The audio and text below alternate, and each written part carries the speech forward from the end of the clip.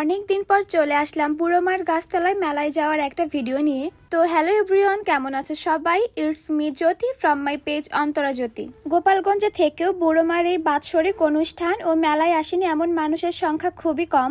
আমি তো সারা বছর এই মেলায় যাবার জন্য অপেক্ষা করি, কারণ এটা আমাদের এলাকাতেই হয়।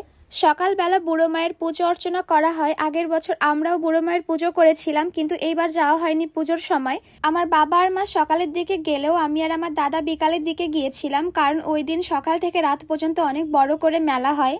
এই মেলায় কতটা ভিড় হয় সেটা আমার ভিডিও দেখলেই বুঝতে পারবা। গোপালগঞ্জের আমাদের ধর্মীয় সবাই মনে হয় এই মেলাতে আসছিল। শুধু গোপালগঞ্জের না, বাইরের অনেক জেলা থেকেও এখানে অনেক মানুষ আসে।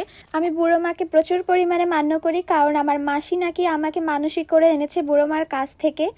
আমার মা এই কথাটা আমাকে বারবার করে বলে যে আমার মাসি নাকি বুড়ো মার মেলাতে গিয়ে বলেছিল আমার বোনের তো একটা ছেলে আছে আর একটা মেয়ে হলে বাতাসা ছড়াবো, তো তারপরে আমি হই। আর